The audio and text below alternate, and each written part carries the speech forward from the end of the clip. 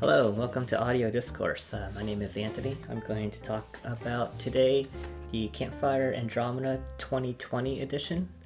I did an unboxing video a couple weeks ago showing the unbox, but I'll do a quick one again. So this is the box here, and when you actually open it up, I've already taken the Andromeda out, but this is what the Andromeda actually looks like.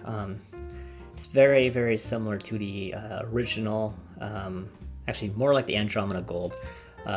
Compared to the original one, the nozzle's a bit different. It's got more of a Solaris nozzle now, so a little bit wider. It's got grills in the front now, so no more bores, and it's got a more rounded edge here. So on the previous model,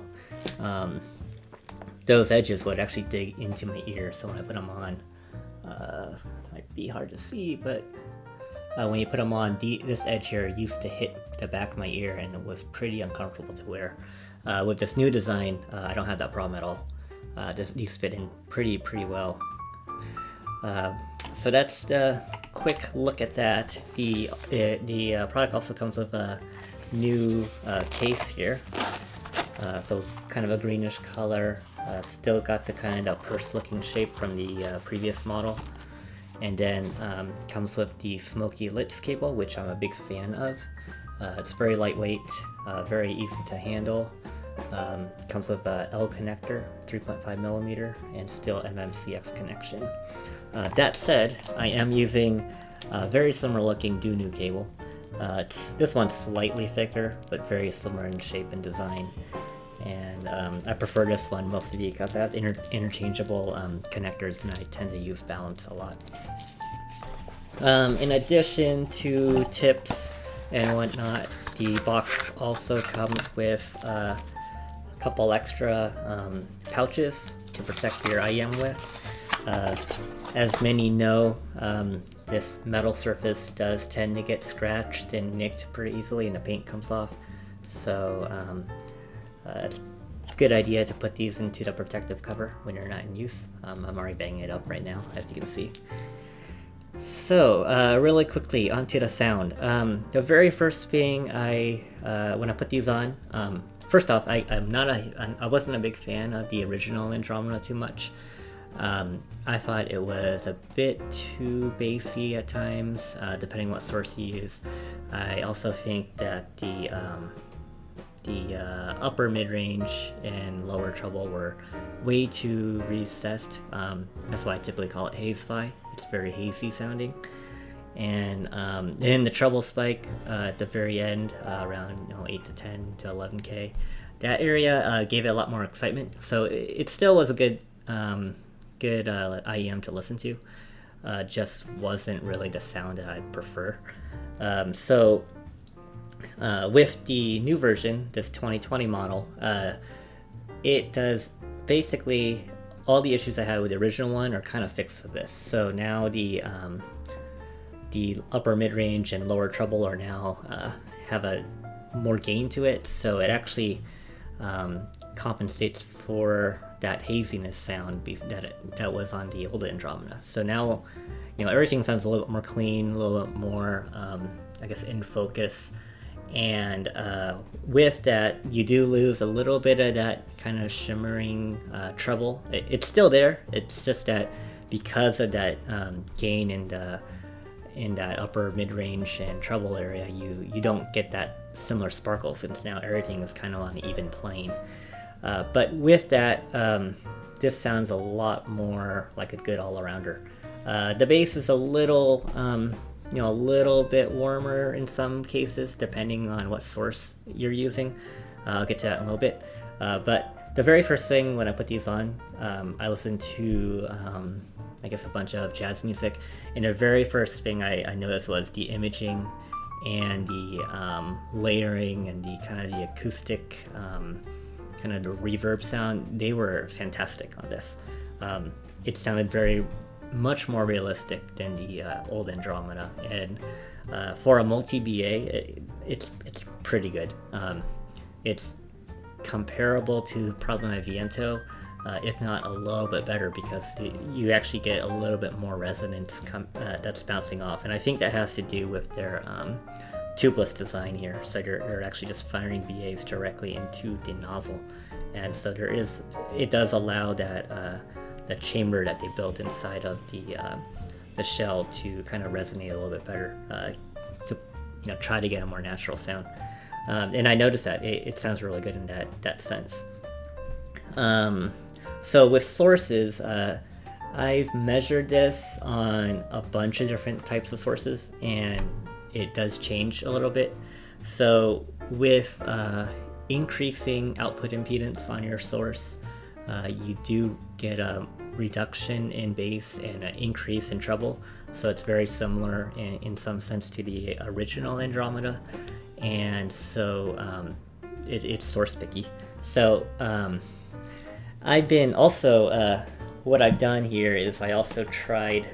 So my cable is roughly 4 feet in length, and I have an amp that's a little bit further away from my desk. So I actually have a extender cable that goes from my amp to the back of my bookshelf, on the floor, up into my standing desk here.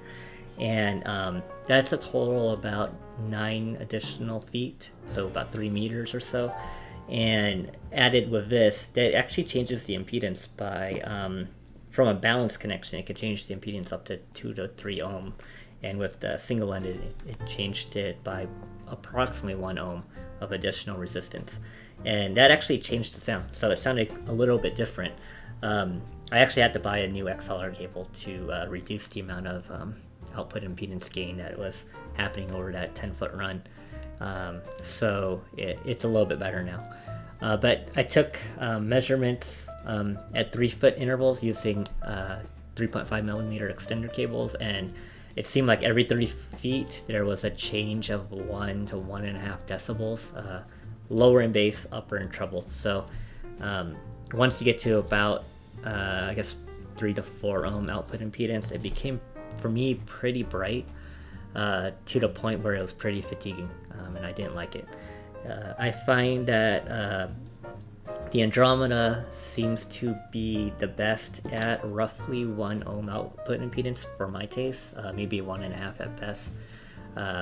So that way it's not too much bass, but without too much treble, sharpness, kind of in the upper treble area again.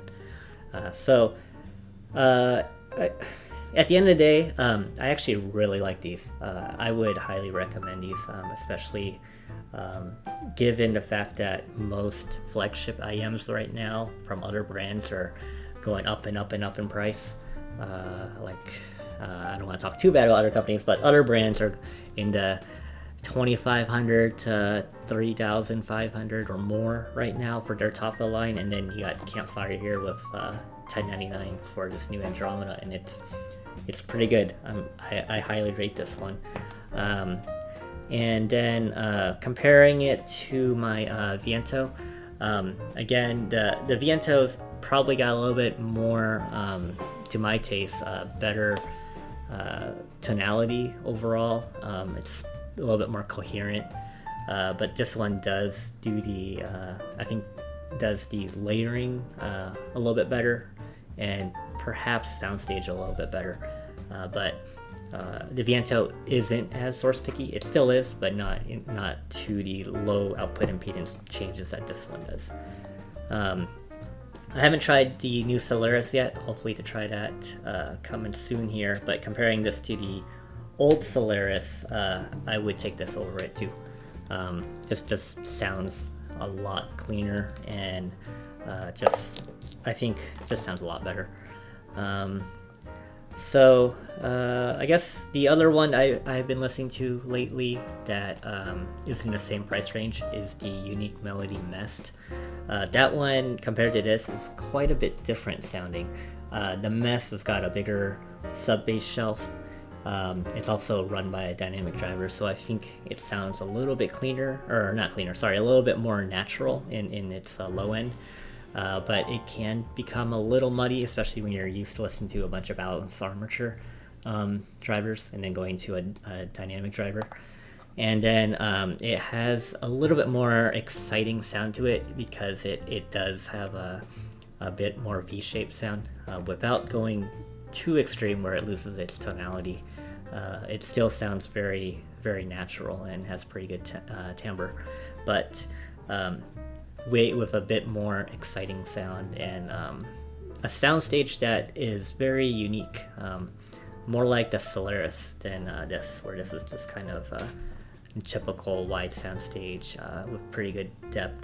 The Mess is kind of more of like this three-dimensional sound that really changes from song to song, and I really can't explain it other than it's very, very unique. So finally, again, this is a highly recommended IEM for, I don't want to say it's a good value because I know it's still $10.99, but when you compare it to other IEMs that are in the same type of realm of capability as this one, it's actually a pretty good price. And so I do want to mention that this set here was loaned out to me from headphones.com. So they are one of the retailers, so you can go ahead and take a look at their website and see if you want to get one there. Other than that, thank you for watching, and we'll see you next time.